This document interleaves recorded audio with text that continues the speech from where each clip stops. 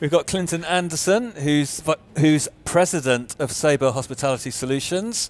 Delighted to have you with you. Thanks for making the effort. I'm sure you've had a busy day at ITB talking to your current and potential partners. It's been a great day today. Yeah. So let's just sort of kick on with it's been a difficult year, not a difficult year for Sabre, but a year of transition for Sabre. You had the CEO, I think it's been in 18 months or so. There was the data breach last year. So there's been a lot of stuff, happening at Sabre. So how has your role been impacted by this sort of year of transition? Has it in fact maybe worked in your favour in that Hospitality Solutions is, more top of the agenda now? Yeah, it's a great question, Martin. Actually, that transition has impacted me directly in that prior to this past summer, I was working as the head of strategy and took on this new role as president of Sabre Hospitality. So that's head of strategy for the corporation? For broader Sabre, yeah. So I've been reporting to the CEO and leading strategy, and had an opportunity to work very closely with Sean Minke, our current CEO, as he came into the new role.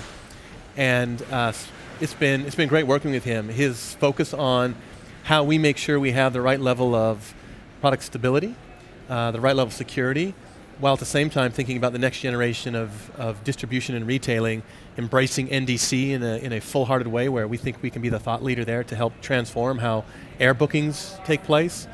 He's been incredibly supportive of us in terms of the strategies we're employing with Sabre Hospitality. He recognized that we have the potential to really be the leader in innovation. We're the largest player in our space.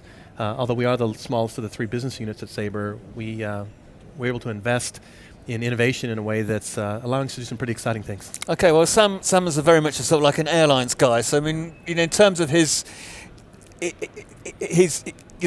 buy-in to the hospitality solutions, I'm assuming it was relatively straightforward because he saw the revenue, the growth profile for hospitality solutions is quite potentially has a lot of growth in there. So, I mean. Yeah.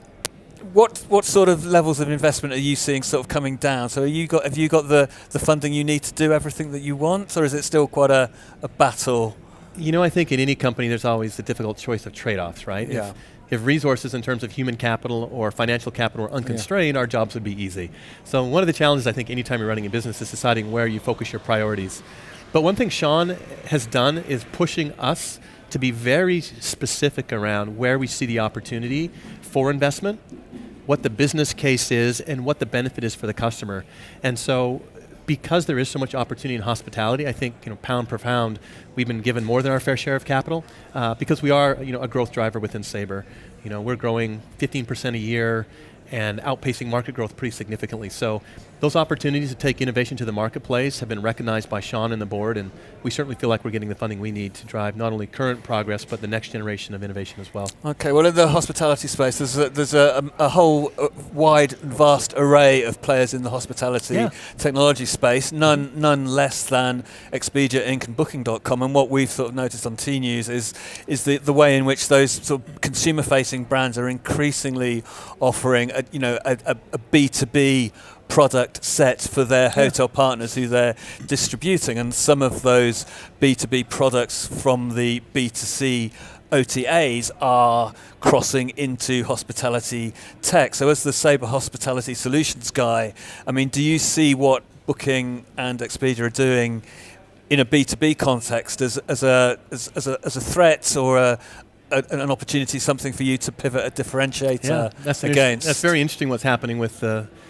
Booking.com and Expedia, right? In that, the hotels have a very complicated relationship with the OTAs, the online travel agencies, in that they recognize it as being an important channel of distribution for them. But at the same time, every time a booking comes in through Booking or Expedia, there's a 20, 25, even 30% commission that's charged. And so you'll see the hotels battling pretty aggressively to try and retain and expand the bookings coming through their direct channel, right? Through the hotelbrand.com websites, through their call centers, et cetera. And so what we're seeing is that as Booking and Expedia look to potentially offer some products for the hotel space, you'll see some small and independent hotels, even ones who maybe are in a city location where they feel like, hey, I don't need extra distribution from a branded company, and take on that technology.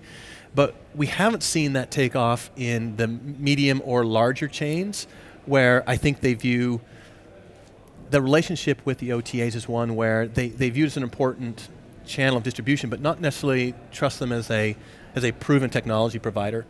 And what we've seen is that with the medium-sized chains and the large global chains, that there's really not a focus on looking at those two players as technology providers. So I think it's going to be very similar to what we saw in the corporate channel, where Agencia, for example, was a corporate offering, right, that came out of the OTA space. And they've made some progress, but it's been a small business for them. And I think this will remain small adjacencies where I don't see them capturing significant share. Okay, it's interesting you mentioned the independent, medium and global hotel chains. So what's your target market? Is it the economies of scale that you can give to the big guys, or the cutting edge, massively tech-enabled stuff that you can offer the little guys? Where's Sabre Hospitality Solutions sales guys? Where are they? Okay, where are they at? I feel like I'm cheating on this question because I just had an investor day with 50 or 60 Wall Street types back in the Dallas-Fort Worth area 2 days ago, and I was prepared for these type of questions, right? So as we look at the marketplace, we think that there's roughly $5 billion of spend in hotel technology on an annual basis, and roughly 90% of that is between the medium size chains and independents, and then also the large global enterprise chains. And then the last 10% of that spend is what we call the long tail. Now, that last 10% of spend actually represents almost half the hotels on the planet, right? But these are small hotels who historically haven't been willing to spend a whole lot on technology, and we don't think they will in the future. But I think those are the type of hotels where you're going to see Booking and Expedia potentially get some traction. Where we focus our efforts is between those two big segments that represent roughly 45 and 45% of the market respectively, so total 90% of the market when I say technology spend. And those intermediate size, the medium size and independents, we think of that as anywhere from hotels with 5 or 10 properties all the way up to a couple hundred properties. And then we see the enterprise space being those large global brands we're all aware of that often are multi-branded and will have north of 1,000 properties that they have under management. Yeah. Okay. So it's that sort of you think the long tail is maybe sort of too labour intensive, or not? The margins aren't necessarily strong enough on the long tail, but the medium sized tail is and the big guys are the sweet spots. And and the interesting thing about that is, as technology develops, I think it's going to make it easier for some of these smaller hotels to adopt the technology, right? For example, as our products are in the cloud, you don't have to worry about hosting this capability on site, right? So you can just sign up and immediately we can migrate you onto a product where it's hosted in the cloud and it's easy to turn that on or off. Also, as we start to apply some of the AI and machine learning tools to some of our core products, you don't need the expertise of an entire revenue management team, for example, to think about rate optimization, right? You can basically use the automation to optimize your rates once they're loaded up into the distribution systems. And that makes it very easy for a small, even owner-operator of a hotel to be able to let the machine do the work in a way that provides scale efficiencies that otherwise you might have to have a team of 5, 6, even 10 people doing that work historically.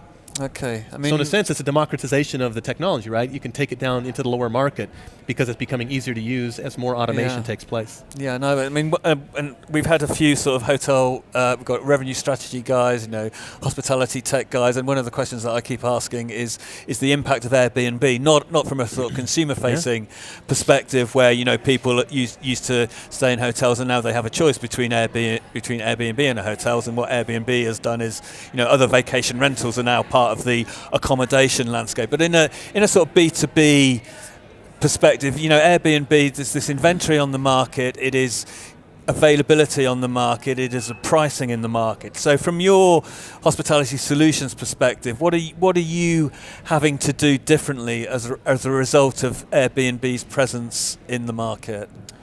Yeah, Airbnb raises all kinds of interesting opportunities, questions, and challenges associated with that model. Historically, their presence and the rapid growth has been really around the leisure space. There are some corporations, right, that allow access to B&B bookings, but what's interesting is as Airbnb continues to grow, one of the challenges I think they're going to face is as they start to look and feel more like a hotel operator, then some of the regulation and taxation associated with that, the duty of care in terms of safety and security are going to start to play in a way that I think that we're going to see either them choosing to grow more slowly and expand with a set of kind of capabilities, both technology, regulation, and taxation, that allow them to start to compete more directly with the traditional corporate hotel, or we'll see that they decide not to wade very deeply into that space and instead continue to run very strongly towards the concept of really that leisure guest. For us in terms of technology, what it means is, we have to be thinking about what are all those channels in the future that our hotel customers want to access. And over time, I think as Airbnb starts to contemplate moving more into that corporate space, I think it might start to feel more like a traditional channel. So one of the things we say we want to do for our customers is help them optimize revenue and profit across every channel and across every touch point. And as Airbnb becomes a more meaningful channel in the leisure space and potentially in the corporate space in the future, figuring out how we plug in with them, given their kind of non-traditional model, is one of the questions we're battling right now. Yeah, and it is that thing about, Airbnb isn't just, spare rooms in people's flats anymore. It is becoming a distribution channel for established and traditional OTAs, which is incredible. Which then starts to come right into our space, because the hotels, I think, eventually are going to have to make the consideration. Look, one of the reasons hotels have such a difficulty with Airbnb is they feel like it's an unfair playing field, right? Yeah. Lack of taxation, lack of labor regulation, all these things, right, that are requirements for safety, regulation, and taxation in the hotel environment. The traditional hotelier looks at that and says, look, Airbnb's not playing on a fair playing field. But I do believe that as Airbnb looks at moving more into traditional corporate bookings and the corporate inventory, I think some of those questions are going to get resolved either from the legislative side of the equation, or by Airbnb saying, hey, look, for certain types of bookings, we're going to require kind of a different standard of regulation, documentation, previous screening, et cetera, right? And as that happens, I think what you're going to see is the hotels may evolve to think of booking as just another channel, right, with which they can match their inventory with the demand that's coming through booking. Okay. Through Booking or Airbnb? Oh, sorry, Airbnb. Sorry. Yeah, I was going to say. Booking.com. We've talked about Booking earlier. Now we're talking about Airbnb. All right. Okay. So sorry, I misspoke. That's okay. And I don't want to sound like a Wall Street guy, but with the Airbnb IPO, is that sort of regulatory impetus going to be stronger when they're listed? Do you think, or is that a? I don't know that it's going to be a factor of them going public. I think it's going to be more about just as they hit scale, right? Yeah. As they hit scale, they're increasingly becoming. Well, the question's being raised, which is, what should the requirements be, right? As you move from, like to your point, someone renting out a bedroom in their flat, that's a very different equation than saying, look, I'm actually putting real inventory in terms of rooms, dedicated rooms, into the market, right? Because one of the issues, of course, is taxation, right? If they're not paying local taxes, accommodation taxes, that suddenly becomes a real concern for the local government. Right? There's a question around pricing and regulation, which is if there's no control over pricing around ability to raise price, I think there was some stat that said that prices in Minneapolis ahead of the Super Bowl on Airbnb went up something like 500%, right? Which on a regulatory basis would never be allowed for a normal hotel chain. So, anecdotally, one could say the same about Airbnb for Berlin ITB. Right. So, it's supply and demand. Over time, what will happen, right, is just, I think that in the hospitality space, whether it comes from labor management, whether it comes from pricing, whether it comes from taxation, ultimately governments across the world have decided to enact legislation and regulation that manages for the benefit of the consumer, for the benefit of the worker, for the benefit of the local communities, regulation to make sure that the hospitality industry is being a real benefit to the local economy. And I think that over time, Airbnb is going to be facing those same questions and challenges, as they are expected to be just a contributor to the overall society. Yeah, you could talk about Airbnb forever, but just sort of to conclude, sort of loop back to Sabre. We pretty close to Sabre on tnoooz for a number of years. Sabre Labs was quite an interesting thing. Is there anything really left field going on in Sabre Labs and the hospitality solutions that you can share with us? Something? Yeah, we're working on a couple proofs of concept. I like proofs of concept because they're proofs of concept. Yeah, right? They don't have to get to market, but they're proofs of concept. Look, the fun part about my job, Martin, is that I get to think about what's at the edge of the horizon. Yeah. Clearly, I spend a lot of my time dealing with just the day-to-day operations, but having a good team allows me to think about what's next. And I'm absolutely convinced that the data that sits in the Sabre systems, both in terms of Sabre hospitality, but also through the GDS, through the OTA booking channel, and through our airline hosting platforms, we can start to see a view of the entire trip that's a little bit unique, right? That's one of the benefits of having an air business, a hospitality business, and a GDS business. As we think about starting to leverage that data, and whether it's simply trip context, the difference of you traveling with a significant other or a friend versus you traveling with a colleague, or whether it's starting to look at your shopping behavior and start to understand your persona that matches your behavior similar to someone else's. Any type of insight that we can leverage to help hotels extend offers that are unique and personalized, we think start to make a real difference, both in terms of increasing things like conversion on the front end of the channel, as you think about trying to acquire a customer, increasing yield, average RevPAR goes up because you're willing to pay more when you get an offer you like, and third, actually expanding share of wallet, because you start to create these customized and personalized bundles, you're buying more than you might otherwise think about purchasing. But it also creates a quality guest experience, right? If I'm traveling with my family to a foreign destination and I'm booking a hotel, if you can serve up a ground transportation option in the same offer, you've helped me a ton. Because that's just one thing I don't want to have to worry about researching. If I'm traveling with my spouse, right, and you've got a spa option, she's very, very happy. Yeah. You serve that up when I'm traveling with my CEO, he's not so interested, right? Maybe not. Maybe not. We don't quite have that relationship yet, although we're good friends. Okay. So as we start to think about using that type of information, not only to create customized offers, but to also think about channel management. An example I love to use is basic weather data. You think about like weather underground, right? Starting to feed that information into a rate optimization tool that we already have says, if you think about a winter storm, right, hitting northern Germany, do you want all that content to still be available on booking? Or would you say, no, I'm going to pull that content and keep it for the walk-in customers because I know I'm going to sell out as the roads get bad. And I want to keep that because when I sell over the counter or through my online website, I'm keeping the full revenue.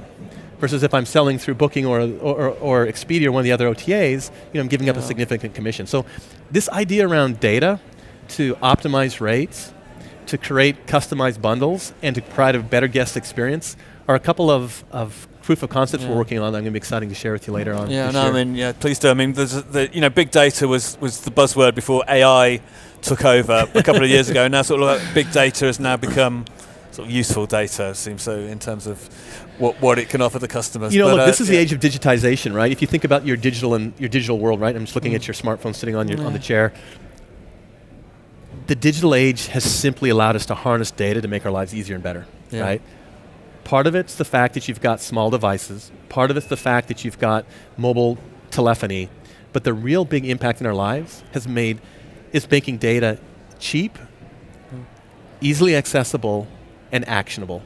And if you think about your own personal life, that's been the revolution of the digital age over the last 10 or 15 years. The same thing's coming to travel. Okay, well, great. That's a nice way to conclude. So, Clinton, thanks very much. We could shoot the breeze about Sabre and all sorts for hours on end, but I think I've got one more interview to do. So, all right. Well, hey, good luck. Thanks for your time today. I really enjoyed it, Martin. Yeah, thanks. So, it's Martin Cowan, contributing editor for tnoooz, just tnoozLIVE at ITB, presented by Travelaer. We'll be back shortly. Thank you.